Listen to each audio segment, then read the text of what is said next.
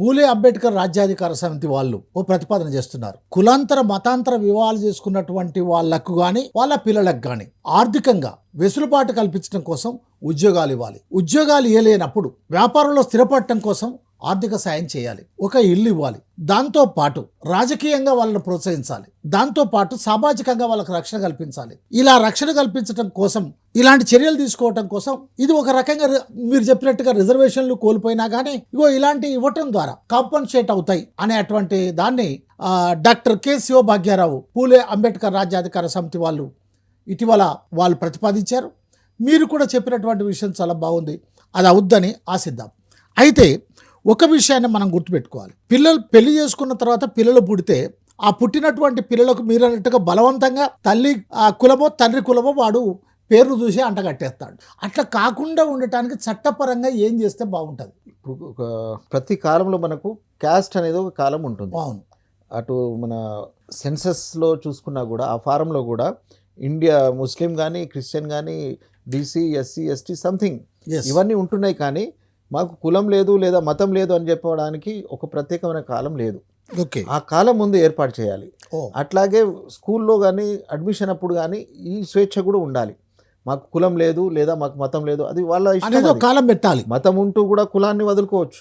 Yes, ఆ స్వేచ్ఛ వాళ్ళని కనుక కల్పించినప్పుడు ఒక ప్రత్యేక కేటగిరీ కింద ఆటోమేటిక్గా జమ అవుతుంటుంది. కానీ ఇష్టం ఉన్నా లేకున్నా బలవంతంగా రుద్దడం వల్ల ఇది సమాజానికి చాలా పెద్ద నష్టం జరుగుతుంది. ఈ ప్రభుత్వం దాన్ని గుర్తించి ఈ కేటగిరీని కూడా గుర్తించే వాళ్ళని కూడా నమోదు చేసే ఏర్పాటు చేయాలి. చేసినప్పుడు మంచి ప్రతిపాదన చేశారు. మీరు అంటున్నట్టుగానే ఈ కులాంతర మతాంతర వివాహాలు చేసుకున్నటువంటి వాళ్ళకి వాళ్ళ కుటుంబం నుండి కానీ వాళ్ళు ఉన్నటువంటి సమాజం నుండి కానీ ఆ ప్రభుత్వం నుండి కానీ ఎలాంటి సౌకర్యాలు లేకపోతే ఎలాంటి రక్షణ లేక ఎలాంటి అంశాలు ఉంటే బాగుంటుంది వారి కోసం? ముఖ్యంగా ముందు వాళ్ళను గుర్తించాలి. మనం గుర్తించడం లేదు. ఎందుకంటే ఒక ఇష్టం లేని పెళ్లి చేసుకుంటే వాళ్ళు ఇంట్లో నుంచి పారిపోవాలి. కొన్ని నెలలు కొన్ని సంవత్సరాలు తలదాల్చుకోవాలి. ఎక్కడున్నారో వాళ్ళు తెలియ వాళ్ళ ఉనికిని వాళ్ళు ముందు కాపాడుకునే పరిస్థితుల నుంచి ఈ పరిస్థితుల నుంచి ముందు బయటపడాలి. అంటే ప్రజల యొక్క మైండ్ సెట్ మారాలి. ఒక వ్యక్తిని తమకు నచ్చినటువంటి వ్యక్తిని పెళ్లి చేసుకోవడం మనకు రాజ్యాంగం కల్పించినటువంటి ఒక హక్కు, ఒక ప్రాథమికమైనటువంటి హక్కు. ఎందుకంటే యువతి యువకులైన వాళ్ళు తమ ఇష్టమైన వాళ్ళని చేసుకోవచ్చు. అది దానికోసము రకరకాల ఇప్పుడు పెళ్లి చేసుకోవడానికి కూడా ఒకే కుటుంబం ఏం చేయాలంటారు? కుటుంబం అదే అంటే వాళ్ళ మైండ్ సెట్ మారాలి. ముందు మారాలంటే ఏం చేయాలి? అందరం మనం ఇటువంటి మనలాంటి వాళ్ళందరం పనిచేయాలి. దాని వాళ్ళను మార్చే ప్రయత్నం చేయాలి. మనలాంటి వాళ్ళు మన జీవితాలతో వాళ్ళను సమాజం ఏం చేయాలి? మన జీవితాలే వాళ్ళకు ఒక గుణపాఠంగా ఉండాలి. వాళ్లకు నచ్చేటట్టుగా మనం ఆదర్శవంతమైన జీవితాన్ని గడిపినప్పుడు మనల్ని చూసి మన మాటల కంటే మనం ఉన్న విధానాన్ని చూసి నేర్చుకునే వాళ్ళు చాలామంది ఉంటారు. అది ప్రాక్టికల్గా అది వాస్తవం. అది మనం ఇలాంటి వాళ్ళకు పోలీస్ వ్యవస్థ న్యాయ వ్యవస్థ ఏం చేయాలి? పోలీస్ వ్యవస్థ కానీ న్యాయం మళ్ళీ సేమ్ అదే సొసైటీ నుంచి వచ్చిన వాళ్ళే కాబట్టి ఇప్పుడు ఒక కులాంతర వివాహం జరిగినప్పుడు ముఖ్యంగా కేసు పోలీస్ స్టేషన్కి వెళ్తుంది. పోలీస్ స్టేషన్కి వెళ్ళినప్పుడు అక్కడ ఉన్నటువంటి స్టేషన్ హౌస్ ఆఫీసర్ ఆయన కులం ఏంటిది దాన్ని బట్టి వీళ్ళ భవిష్యత్తు నిర్ణయించబడుతుంది.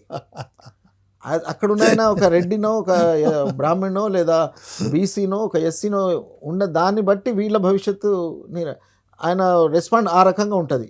ఇందులో ఉన్న వాళ్ళ ఏ ఒక్కరు నా వాళ్ళ దీనివల్ల ఏంటి అనేది తనకు తాను ఒక తండ్రిగా మారుతున్నాడు. అక్కడ ఇన్స్పెక్టర్గా తక్కువ, ఈ అమ్మాయి తండ్రిగా ఎక్కువ. చట్టాన్ని రక్షించి సమాజాన్ని రక్షించేటువంటి అధికారి కంటే ఒక కుల ప్రతినిధిగా అక్కడ వస్తున్నాడు.